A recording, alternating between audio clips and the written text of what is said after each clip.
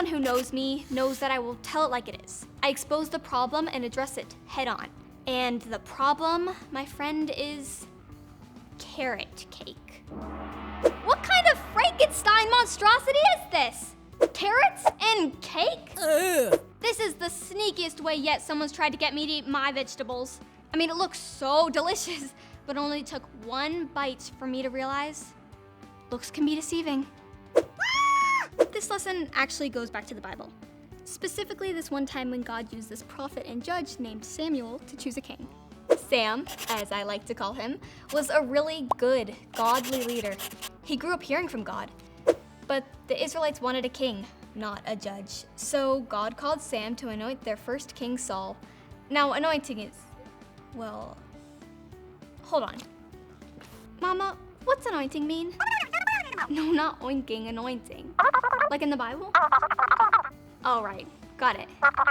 No, ma'am, I do not want any cake. I never thought I'd hear myself say those words. Anyway, anointing is when someone has oil poured on their head as a way to say that that person is set apart for God's special purposes. This is what Sam did to Saul, the first king of the Israelites. Saul led the Israelites for like a long time, but his heart turned away from God. So it was time to find a new king who would serve God with his whole heart. God told Sam to go to this other guy named Jesse because one of his sons was going to be the new king. I mean, obviously Sam was nervous. He was like, if Saul hears about this, he's for sure coming after me. But God had a plan. He told Sam to have Bethlehem's leaders join him in a sacrifice to the Lord. But he also told Sam to invite Jesse to the sacrifice. See? Nothing for Saul to be suspicious about. God then told Sam that at the sacrifice, you must anoint the one I point out to you. So Jesse shows up to the sacrifice with his sons, and old Sam saw that the oldest son, Eliab, was tall and good looking, and he was like, boom, this dude's gonna be king. But God was like, not so fast, Samuel. He told him, I don't look at what's on the outside of a person, I look at what's in the person's heart. This is where the whole carrot cake comparison comes in. You can't count on how it looks, you have to taste the ingredients. Get it? Well, Sam got it, but that didn't mean it was easy. Jesse brought out 7 of his sons, but God didn't say to anoint any of them as the next king.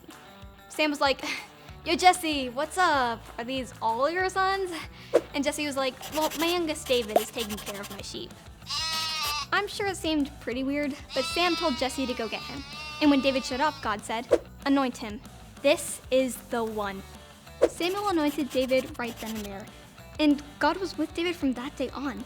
David was the youngest son and nowhere near the strongest, but God knew he would serve as a great leader. And more importantly, God knew David would ask for forgiveness when he disobeyed God. David was chosen because God looks at the heart, and God knew David's heart was right. He sees our hearts too.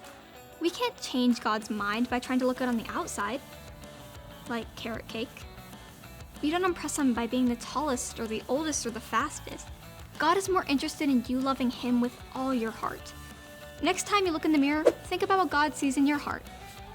Now, if you'll excuse me, I need to go discuss this whole vegetable cake incident with my mom. Bye.